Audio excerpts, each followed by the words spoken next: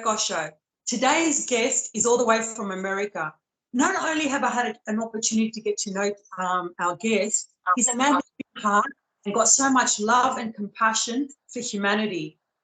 He got rejected as an actor, but still pursued his goal and dream to become an actor because he had a passion and love for it. But not only has he become a successful actor, he's become a writer and a producer as well. So please welcome, all the way from America, Tony Taylor. Hello, Tony. Well, how are you, Anastasia? It's a very honor to be on your show. Thank you very much for having me today. Oh, trust me, it's an honor for me to have you on my guest because I've got to know this incredible guy who's funny. He's a father of two beautiful girls and has a love and passion for humanity, and he's so caring and giving. Thank you, Tony Taylor, for today. Thank you. So how are you? I'm very well, thank you. The sun's out today, Sunday. It's beautiful. How about you? Oh, it's good. It's a good day. Today was a busy day for me, but it was a good day. Had a really good day. That's good. So, Tony, I just want to know a little bit about your upbringing to lead you to acting. What led me to acting? It started about 12 years ago. I lived in Denver, Colorado, and I belonged to a club in Denver, Colorado called the Italians of America. And what the Italians of America do is raise money for needy families, and we sponsored a non-state funded orphanage in Denver, Colorado called the Tennyson Center, and we'd raise about $50,000 a year for those guys, for those kids and stuff like that. And that's actually what got me into acting, because the president of the Italians of America, his name was Tom Lingrani, and he was friends with a Hollywood producer, and they were making a comedy film in Denver. And I never thought about being an actor or anything like that. You know, I had no interest in it. I barely watched TV as it was. And he's like, Tony, my friend's in town making a movie. I think you would be great. I can get you an audition. I was like, Tommy, I don't want to be an actor at all. You know, I have no desire for that. But he finally talked me into it. So what I did, Anastasia, was I went to the audition. It was in downtown Denver. It was in a warehouse. And I'm not a really intimidated kind of guy. I don't get intimidated very easy at all. But when I walked into the warehouse, I was really intimidated. Like, wow. I felt like I was out of my element, because when I walked in, they had white sheets hanging up everywhere. There was like 3 or 4 cameras pointed at the stage with this little bar stool sitting there. And I walk in and I'm like, hey, how you guys doing? I'm Tony. Nice to meet you. You know, and they're like, hey, you know, come on in. And they weren't very friendly. They were like in a hurry. I could tell they were in a hurry. And the director's like, did you bring your monologue? And I was like, what's a monologue? You know, I have no idea what he's talking about. And he's like, are you kidding me? I was like, no, what's a monologue? So he handed me a piece of paper. He's like, just read this. And so I grabbed the paper and I was reading it like I was reading a newspaper. And he's like, stop. You're not an actor, are you? And I was like, no, why? And he got so mad at me, because he was a pretty big time director, you know, and he got so mad at me for wasting his time, wasting money. And he basically, he degraded me a lot. He degraded me an awful lot. And it kind of broke me down a little bit. You know what I mean? It broke my spirits a little bit. I went home. I felt like, wow, you know, this guy just really mentally abused me, and I was really upset. And the way I've lived my life up to that point was, I guess you could say I'm kind of stubborn in a way, where if somebody says you cannot do that, you can't do this, you can't do that, well, I've always proven myself that I can do it, and I've always proven to those other people that I can do it. So this director's like, you know, he basically said, you're never going to be an actor. You're not an actor. Get the hell out of here. You're wasting my time. So I went home and I was like, you know what? I'm going to show this guy. So I actually went to college. I enrolled in the Colorado Film School in Aurora, Colorado. I learned how to do some acting. I learned behind the camera, in front of the camera. I learned all about this stuff. You know, I got an associate's degree in it, and then I did a couple short films, you know, part of the college credits. You have to do short films, which it was kind of fun. You know, it was nothing serious, but it was fun. And then what I did was I did a couple local commercials, which was cool. I did some modeling for some soups, you know, for magazines and some newspapers and stuff like that. It was kind of fun. I wasn't So really you got big on the modeling thing. yeah, so you got the Huh? ball rolling through the rejection, because I know I'm like you too. If they tell me you can't do it Right. or you can't this, or I'm determined to make it happen on my own. That was an actual blessing because that changed your life. I did, but I wasn't real serious at it at this point. You know, I just was trying to prove to myself basically that I can do this if I want, because it was something totally different than what I've ever done in my life, like totally different, off the wall. Because I honestly never really wanted to be an actor at all. I didn't want to be, you know. So after I learned a little bit about it, it was fun, and I actually started liking it. And then I auditioned for my first feature film, and it was a pretty cool role. I had a good character part in it, and I worked with a pretty big actress. Her name was Laura Lee, and I had a lot of scenes with her. And in between shoots, you know, she was talking to me, and she's like, "You're really actually really good at this. You should really try to pursue this," you know. And so that lifted my spirits up a lot. You know, that gave me a lot of confidence. And I was like, wow, you know, maybe I should do that. And then after the movie came out, I saw it, and it was weird seeing me on a movie, but I actually liked it a lot. So, you know, in acting, it's a really tough road. You know, it's a long, hard road, and I found that there's a lot of rejections, a lot of rejections along the way.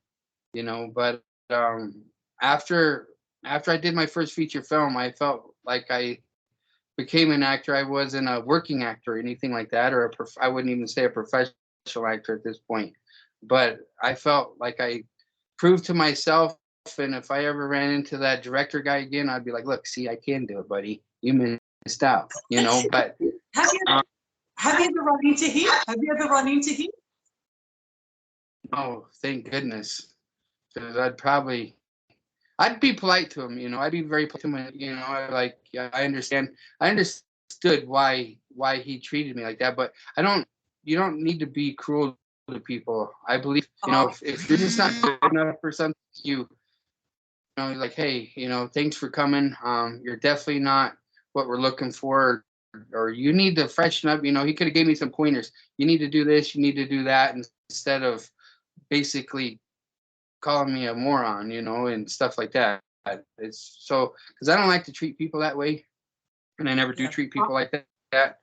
Um, but because I don't like to hurt their feelings, I try to explain why, you know, something, if it's not good enough, I explain why it's not good enough. And I give them pointers on what they can do to be better, you know. And I've had some rejections along the way where I've had casting directors or producers or directors, you know, they just simply say, hey, you know, you're not what we're looking for. You're not strong in this area. You need to work on this, you know, and that's constructive criticism. So I Hey, appreciate that's that, you know what great. I mean? Because that Yeah. only makes me better. Because now I know what I need to do to improve to get better, and then I can work on my craft to get better. You know, but it's a learning journey still to this day. Acting is a learning journey. You know, you learn all the time. You can never stop learning in acting. So it's a job that is really rewarding. You know, because you can overcome a lot of things that you don't think you can do, but it's also really competitive, and it's there's a lot of rejection in the entertainment business. You know, And, and whether I you're also know, like you said, there's always ways to deliver things and the way you deliver to someone, because people are left with that emotional scarring and the rejection. Some people don't even come over it or get over it. So right, and that's the thing. But it only makes me better. It only makes me stronger. You know, you're like because if somebody me. tells me I'm not good enough, I'm going to be good enough. You know, one way or the other, I'm going to make myself good enough to do it. Good You on know, you. and Good, good that's on just you. the way. Not only in acting, it's everything in life. You know, I don't. That's Failure is not an option for me. I strive every day to be the best human being I can possibly be. I try to, I just don't like to fail, because then I feel like I'll let myself down if I fail. And I don't like to let myself down or other people that count on me, then I don't want to let anybody down. So I failure's not an option for me. I'll work as hard as I have to on anything in life to succeed. Yeah. I just don't want to be a And failure. yeah, also your upbringing with your health as well, you've gone through your trials and tribulations there. Can you tell us a little bit about that? Before I was an actor, what I did for my job for a very long time was I grew up rodeoing, since I was a kid, and I got into boxing as well at the same time. I started boxing as a kid and rodeoing as a kid at the same time, and I actually, had a really really good amateur career. I had a wonderful pro career in boxing, but then I turned pro in rodeo. And in 2006, I had a terrible, terrible accident um, down in New Mexico, a state in America. I was at a wintertime jackpot rodeo. One of my friends was a stock contractor, and he was bucking a bunch of horses that's never really been bucked before. So he asked if I'd come down for this little rodeo and a few of my friends.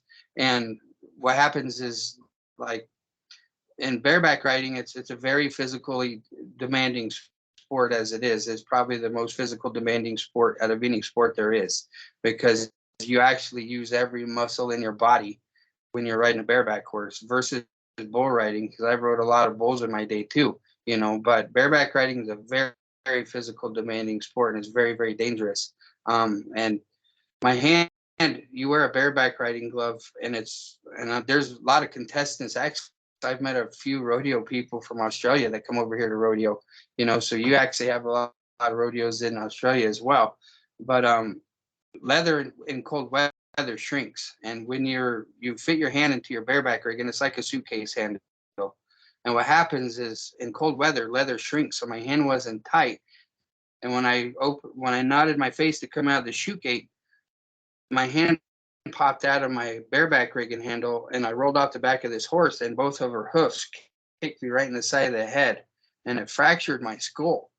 And I ended up staying. Yeah, my mom was at that rodeo, and I didn't feel it. I didn't feel it when the horse kicked me, but I just knew something was off. My brain wasn't working.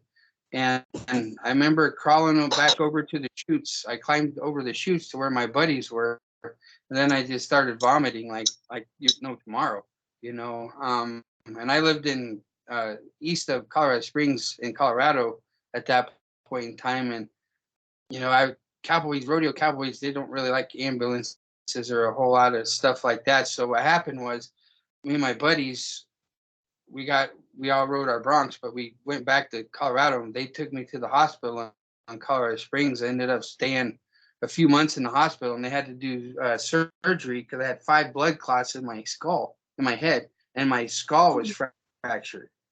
And so they cut me open back here, and what they did was removed all blood clots and everything like that. But I had to relearn how to, and then after I had to relearn how to walk, talk, do everything all over again. I had to redo it all over again. And I almost died, because of all the blood clots and everything. And I didn't really. It was tough. It was a really hard recovery. And after I got out of the hospital, I had to go to a therapy center and stay there for like 6 more months.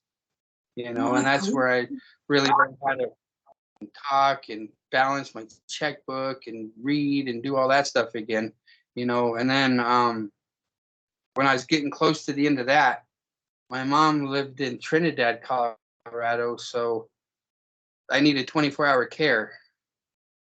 So my mom said that she'd take me, so I was staying with my mom, and I was almost done with therapy. I was really close to it, but the doctor told me, he's like, you can never ever have a head injury again. You can never have a concussion or jar your head really hard, or you will die, or you'll be brain dead. And he's like, your rodeo days are over. You can rodeo ever again. And that was my life. That was my passion. That's how I made my money. And in rodeo, it's not that you're a cowboy guy, but it's a serious addiction. You know, every rodeo cowboy is so addicted to rodeo because of the competition, not between other rodeo cowboys, but between you and the animal, and just the lifestyle. It's so addicting, you know, that it's hard, and I couldn't accept it. I was like, there's no way in hell that my career is over. You know, there's no way. So I tricked my mom, and it still to this day, 'cause my mom passed away 4 years ago in September this month, but it still to this day saddens me how I basically lied to my mom, because I was hungry for rodeo again.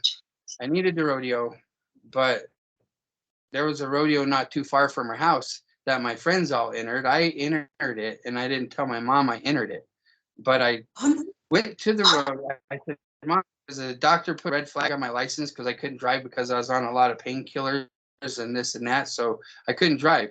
So I talked my mom into driving. I threw my rodeo bag in the back of her truck.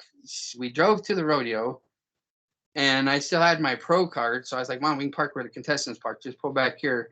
You know, so we pulled back there. I hop out of the truck.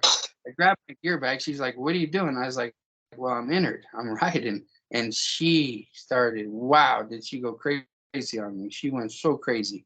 You know, she's like, you're going to die. You're stupid, blah, blah, blah, blah, blah. I can't believe you lied to me, blah, blah, blah. And I was like, I'm not going to die. Stop worrying about that. I was like, I'm fine. I was like, I got to go, Mom. I got to get ready. Are you coming or not? And she's sat in the truck. She's like, I'm not going to watch you die.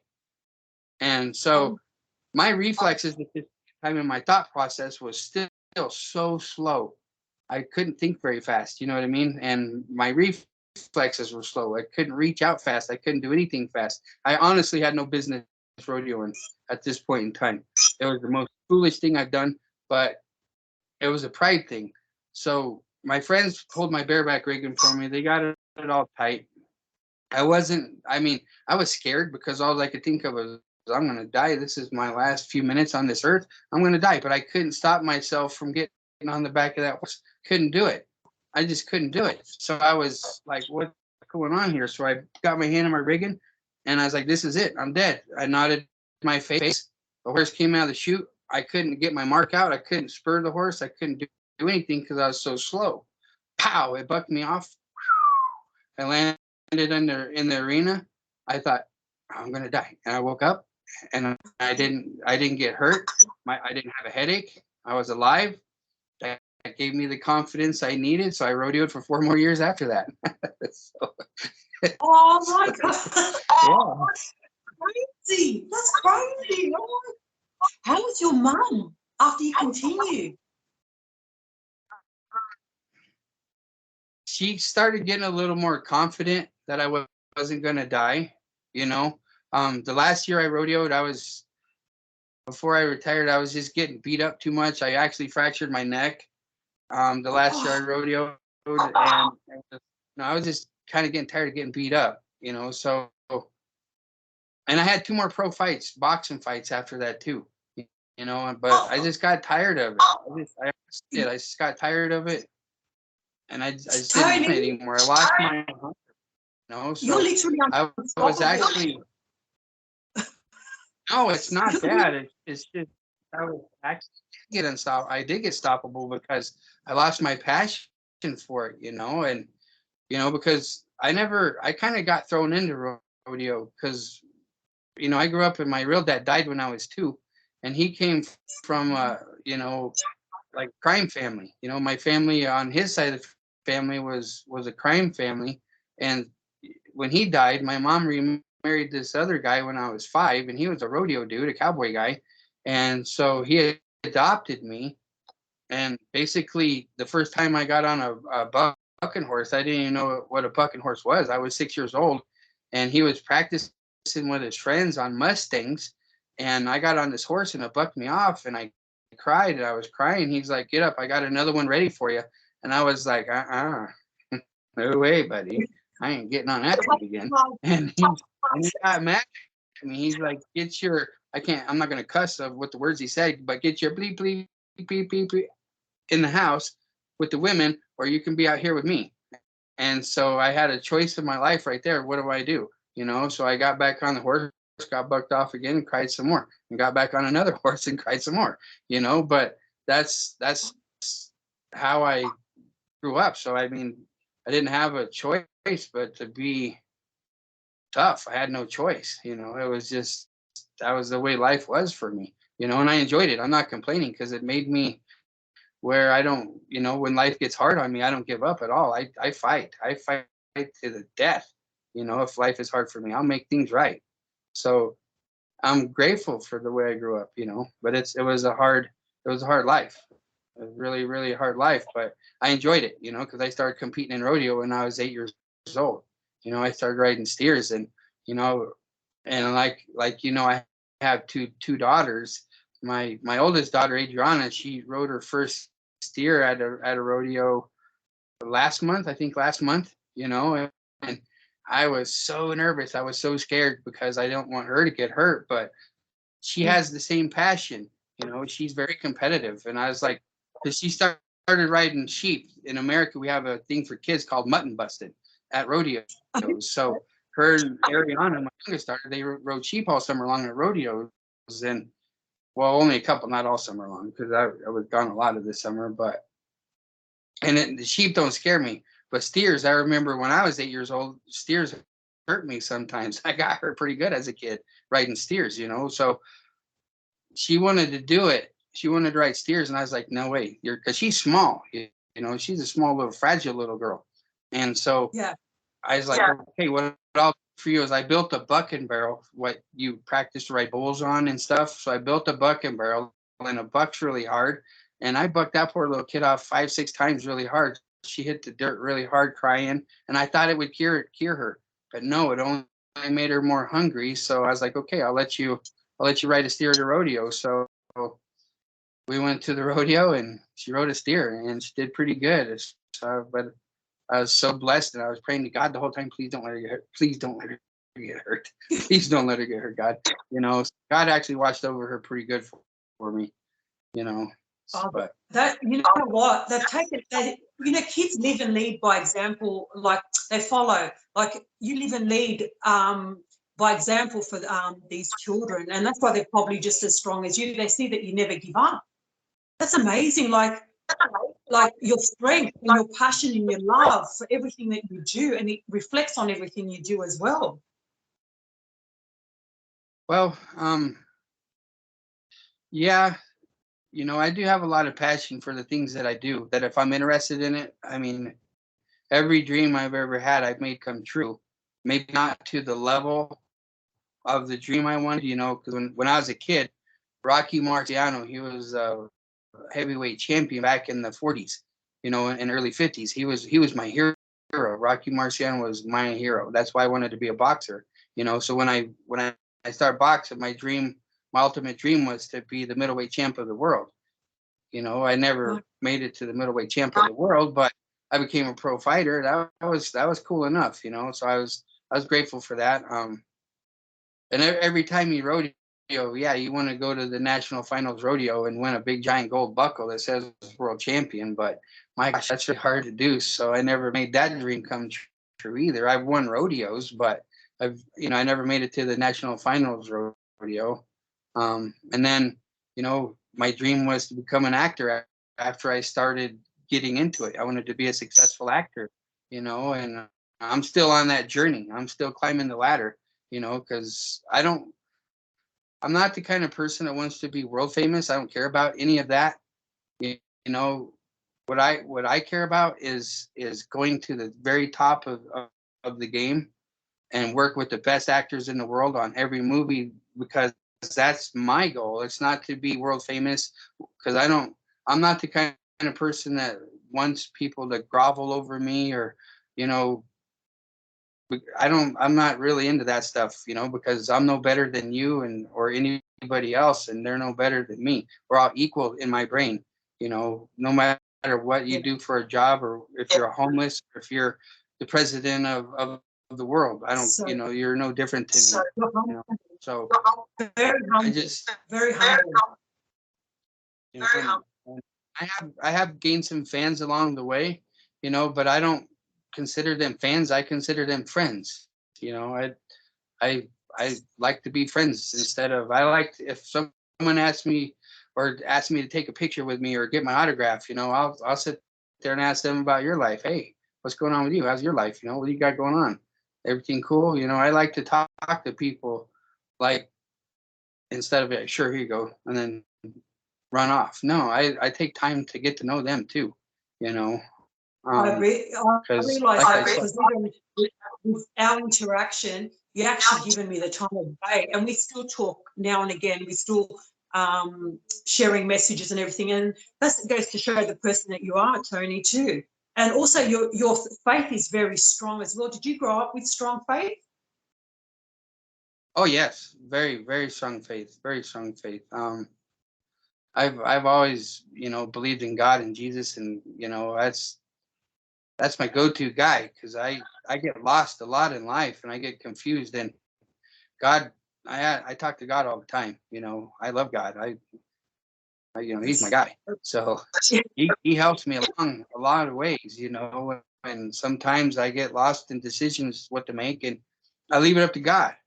That's Yeah. the best thing I can do because He knows what's best for me. He knows what's gonna happen.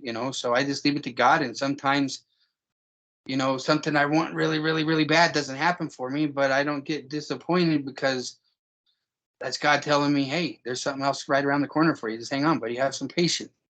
So I do. I have patience, and and He's blessed me a lot in my life. God has given me so much. Honestly, the biggest thing I'm most grateful for is my two kids. They're awesome. That's my greatest gift and my greatest accomplishment is being a dad. By far. It's the greatest thing. It doesn't compare to anything. Anything I can ever accomplish in sports or acting or anything else I do, it just doesn't compare to being a dad. So I mean, he still Beautiful. blesses me every year, and it's the truth. I really feel like that. It's the true feeling. So it's good. I, It's really good. yeah, I hear you because I put my faith in God as well. Like when I didn't go overseas for my dream because of my personal reasons and everything.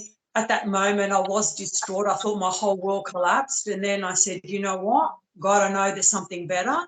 You are true to yourself. So keep moving forward and do it your way, the best that you can, and just trust in the process. And I have a good connection with him. I talk to him all the time. So I can relate to you, Tony. And life just becomes more a blessing as you go along. And you find that your path gets easier as well the more you confine in him and talk to him. And everything that does come in your life, and it is a little bit challenging, it's always to push you, I feel, it's to push you just to go that little bit beyond, to be better in anything and everything. And also confrontation as well, which is good too, to confront everything head on and deal with it, resolve it, and then move on. And it makes the life path ahead a lot easier. That's what I'm finding now in my life. That's the same in mine. It's the same thing. So it's a great feeling to know that someone way higher power than you or I has our back. It's so comforting. In my saddest, darkest moments, you know, like when my mom passed, that was a really hard time in my life. It was hard. It wasn't easy, but you talk to God and he helps you with that pain, because you understand things a little bit better. He makes you understand things better, and there was an old guy I met once that taught me something really, really unique, and I still believe it to this day. He told me one day, he's like, God will never give you anything that you cannot handle. And that was like, yeah, and it's so I know no matter what, I can handle it, but sometimes I feel like, oh, I cannot handle this. But then I start trusting in God and in the faith again, and I realize I can handle this. It may take a while to get over it, but I'll be able to deal with it, So I always remember that old man told me that, and it stuck to me, So when I'm like heartbroken or really sad or stressed out in life or like don't know what to do, it's like I remember that, I can handle this because God doesn't give me anything I can't handle. So I remember that. It just makes you stronger, stronger. It sure, So it sure does, because I'm finding that now in my life. I always say, God, take over. When it gets tough, I say, God, just take over. I know you've got this, and that's where I gain my strength. Is whenever I go through anything negative or anything that's bothering me, I just go straight to the source. I just go straight to Him, and I find that it gets easier and easier. Everything you get confronted with, it does get easier. And this is what people have got to realise. The difficult time is only a short period. And I think that's, I don't want to use the word test, but I think it is some sort of test of the faith as well. Because the more you lean to Him, I find the more that things get resolved so much quicker. Right. And it helps. So, and it gives us strength and we can carry on with our day, because look at you, you're a very strong woman. I know a lot about what you've gone through in your life too. And it's just so amazing how strong you are, with your goals and dreams that you have now. I'd like to talk about that a little bit, if you don't mind, on your show, because I think that's one of the greatest things that I've heard people want to do in such a long time, and I think everyone should be a part of it as much as possible and help, with the homeless and everything like that, because we have to, as human beings, we have to take care of each other. And in our society that we live in today, there's very few people that actually has enough compassion, to actually help another human being, because everybody, it seems like there's so many selfish people that live in our world now. You can drive down the street and you see a homeless guy holding up a sign, homeless, please help, or we'll work for food, and some people give them money and stuff like that, but that's not really helping them. We got to come up with better ways to help these people and help each other, even if we're not homeless, or if you're homeless or not, but people need to help each other. We need to care about each other a lot more now, because it seemed like back in the old days, people did care, but now we don't. So, but I care. So let's talk a little bit about that. Yeah, that's why I always call everyone brother and sister, is to see one another, even through the good times, the bad times, the suffering, through the losses, the gains, everything. It's we as humans, we shouldn't be suffering no one. If we treated each other equally and we saw that someone needed help and we reached out, the world wouldn't be in the place it is today. But like you said, there's a lot of people out there that are just having their own ways. You know what I mean? But that's okay too. That's the stage they're at in their life. But it's up to us as individuals to live and lead by example, and to show others, hey, yeah, you know what? We can help one another. If I've got something more to give to someone that someone hasn't got, there's nothing wrong with that. This is where the love, the unity, and the peace. Like my mission is big, like we've discussed. Like, yeah, I've got goals and dreams. That's why I started my show.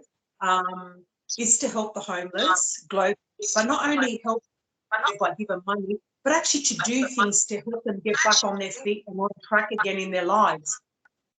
And also I find that it's a little bit difficult as well, because some people don't want to be helped on the street, and that's okay as well. But the ones that choose to, I think that's where we all come in to make a difference. Right. And I mean, I've met homeless people that they don't want help, or they just want to stay homeless, and they have their own reasons for it. And we don't, we don't understand it, but we walk in their shoes. So we don't, you can't judge them for it. But if somebody's down on their luck and they want help, there's not a lot of resources to help, and that program that you want to start, I'm all in, sign me up. Cause that's a great program, especially worldwide. Cause I know every country, I didn't think too many Asian countries had homeless, but I found out that they do. And I was like, okay. But so there's homeless everywhere around the world. And if there's a little group around the world that can help their citizens, then why not? Because the government doesn't help too much. And the sad thing in America, I don't know if it happens in Australia, but the sad thing in America is like when soldiers come home from war, because we were in a war with Afghanistan for so long, and Iraq and stuff. Some of them soldiers come home, and they don't have a lot of support, and then and a lot of them end up becoming homeless. And it's like, how can this even be possible? You're kidding me. They go fight for our freedom and our country, and they come home and the government doesn't help them. And are you kidding me? You know what I mean? So I was shocked. I'm ashamed.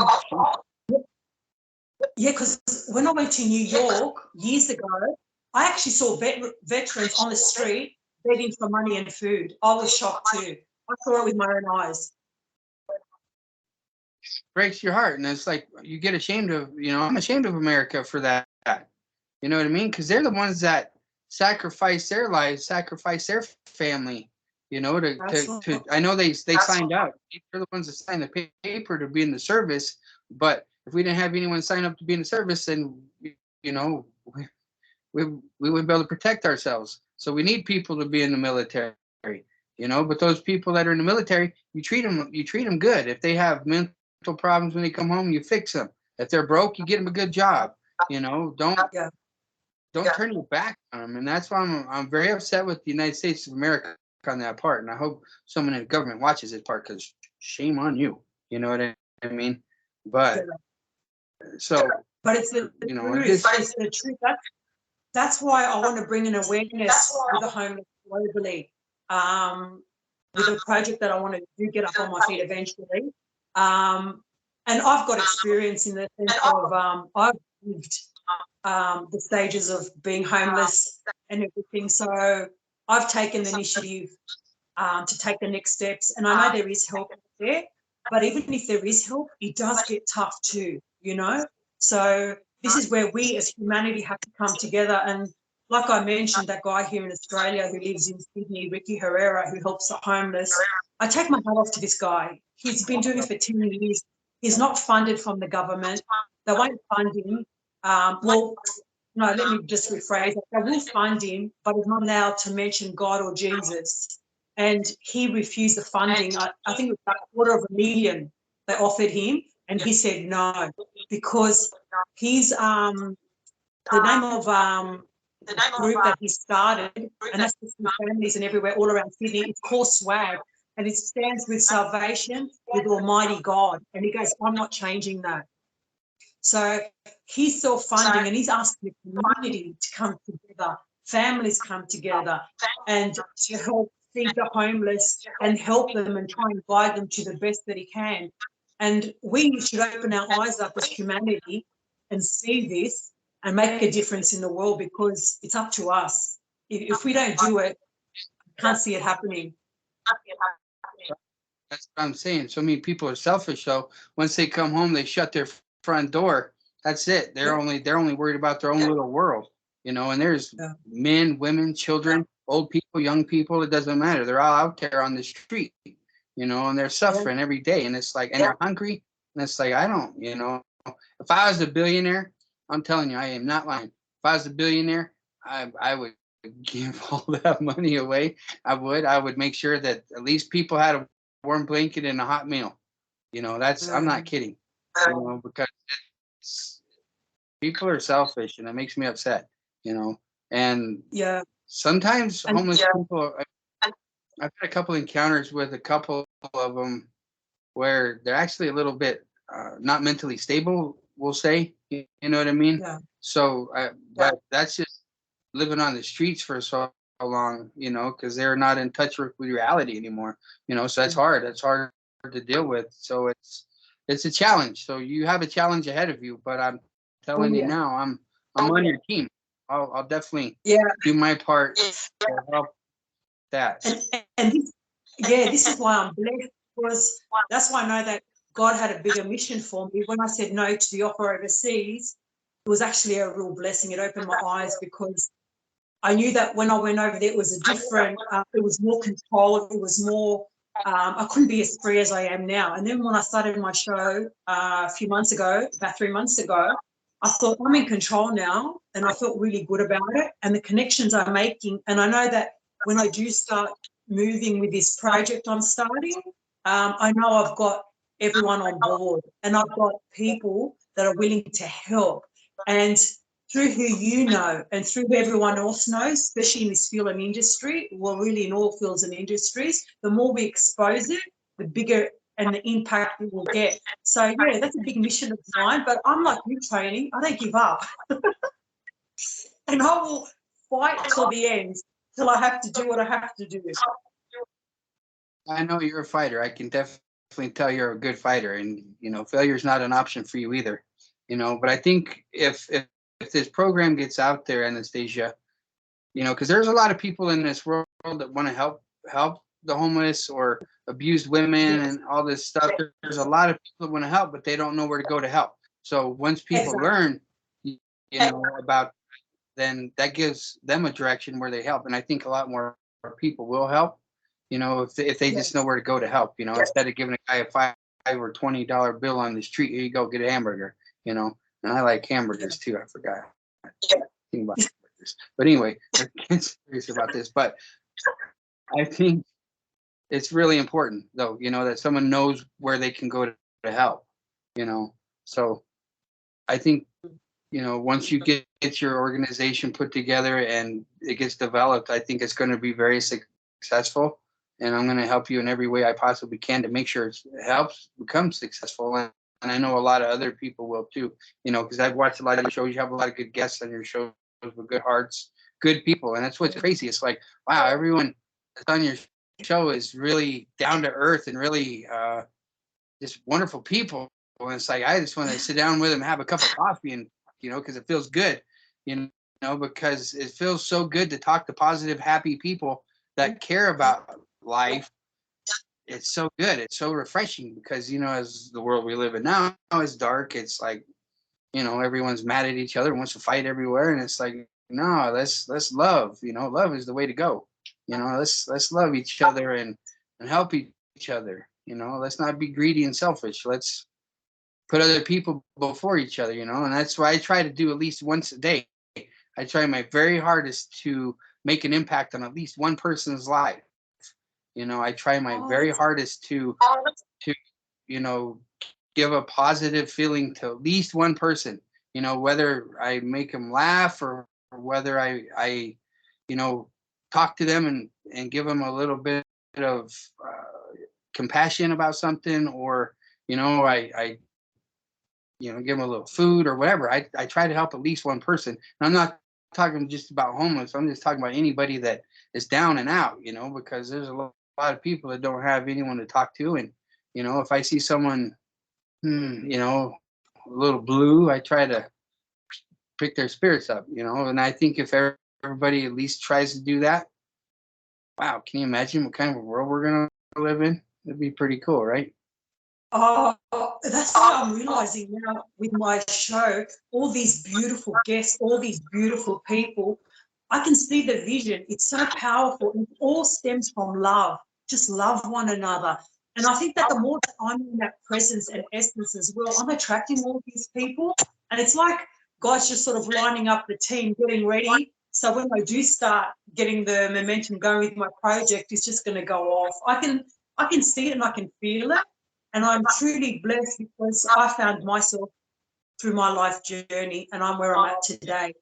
And I'm just thankful every single day in my life for everyone and everything. And I'm attracting it in more fast, and it's coming in quick. I'm just truly blessed and grateful. Look who I'm talking to now. And we all have a passion and love for humanity. And it's just incredible, Tony. Oh, I'm really, I can't even, I don't think anyone can fathom the feeling I have of connecting like-minded people who have got so much compassion for humanity and love. It's a blessing. It's really important though, because I've had help, I've had a lot of help in my life, from various situations. Sometimes everyone gets depressed and sad, and sometimes if someone putting their arm around you, say, hey, how's it going, buddy? Let's go do something. That helps a lot. And I remember when I was with the Italians of America, and we were raising so much money for the Tennyson Center. I didn't have kids at this point in time or anything like that, but I spent a lot of time with those kids at the orphan, and it broke my heart. It broke me down so bad because those kids, I spent a lot of Christmases with them, Thanksgivings with them, and they were so grateful and so grateful just to like get a book. If you just brought them a book, you know how crazy excited they were, because I mean those poor kids went to school and got picked on because they were orphans and they didn't have the love of a mom and a dad, because there's only so many people that volunteer at a non-state funded orphanage, so they don't get a lot of love, you know what I mean? And a lot of kids get troubled and they start going down a dark path, so I tried my hardest, my absolute hardest to impact a lot of those kids' lives, whether I went over to play basketball or, Red. I wish I could have adopted all of them, but that's, I'd need a school bus to drive everybody around if I did that, but it's and then, like I have two kids now and they don't understand how hard life can be for people or kids. I mean, I don't spoil my children by any means, but they're not going without, and kids went without, and it breaks your heart, so that's another passion of mine is orphanages as well, because my mum grew up in an orphanage, and I had a brother that I found out later on in life that was adopted, and he was my biological brother, and he was in an orphanage his first few weeks of his life. So that's another passion of mine, to make a difference, is in orphanages all around the world as well. So it's funny you touched on that. Yeah, it's there's a lot of sadness in this world, but people like you and I and a lot of other people, let's quit being selfish. Let's get out there and help people. That's what I want to do in life. I honestly have more of a passion for that right now because of the way the world is, and there's so many people struggling, especially after COVID. That a lot of people need help. A lot of people lost a lot of loved ones. They lost their jobs. They lost their homes. They lost a lot of stuff. So there's a lot of people in this world suffering right now, and sometimes just to have a simple conversation with somebody will change their day, and it might change their outlook on life, and it might give them a little hope where they feel like trying again, and trying to become back up to the world of the living, instead of just feeling dead inside, so I'm going to try. I'm going to keep doing it every day. I'm going to try. God bless you. You know what? It's through these times you realize that, how can I say it? The material world out there means nothing unless, there's less suffering in the world. That's how I see it. I just think that, like, to give wholeheartedly and purely yourself to another, like even if it's a smile, even if it's acknowledgement, if it's a hello. Like the other day I was on the bus, I was coming home and this lady goes, I see you. And she was frail, everyone was scared of her. She wasn't dressed nicely or anything, and people were quick enough to judge. And I just looked at her and I looked in her eyes and I said to her, I see you. And she goes, thank you so much. Like just one little thing like that can make a difference in someone's lives. That made her special. See what you did? That's something beautiful. That's warm. That brings a tear to my eye right there, because that's humanity. Because some people, it doesn't. I don't care about materialistic things. I really don't. I'm grateful. I'm getting emotional. For everything I have. But material is not what it's all about. It's about the heart and soul. That's what it is. And you just touched that lady's day where you made her happy. She felt like somebody again, because obviously she was broken down. I got emotional. I was like, wow. I said, I just had to say it to her. I looked in her eyes and I said, I see you.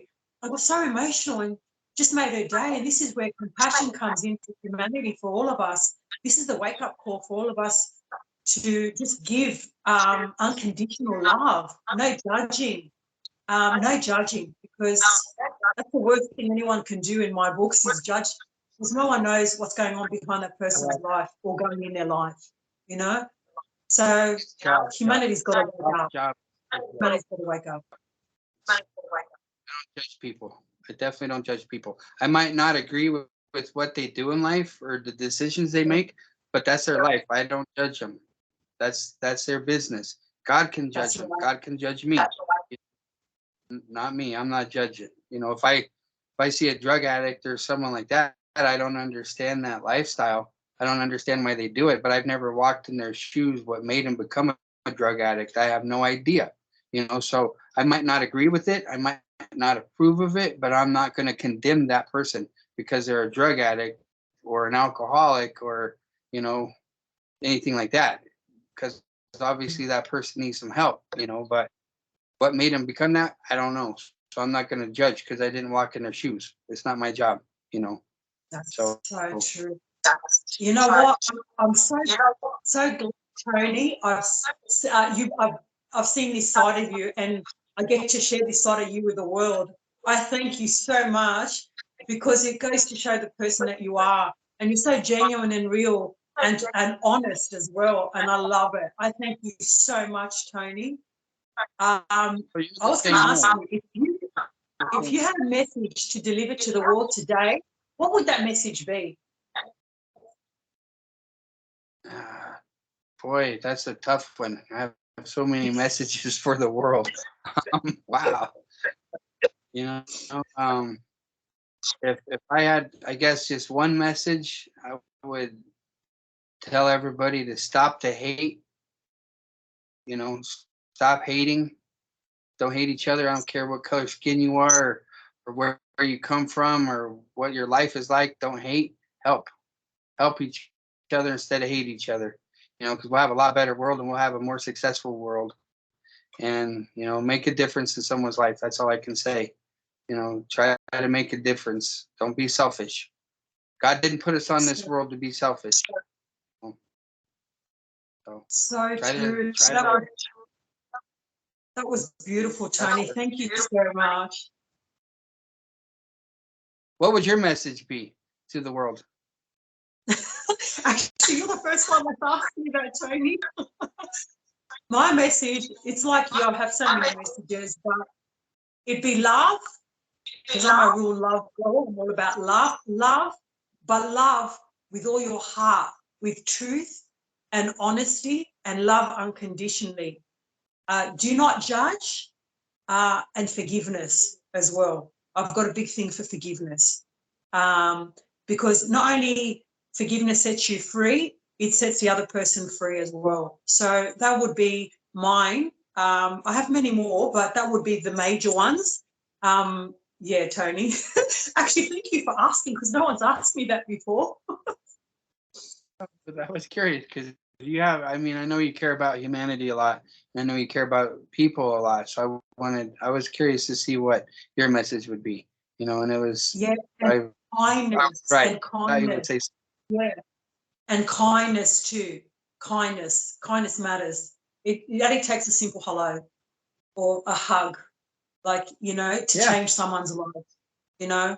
So yeah, that would be it, Tony.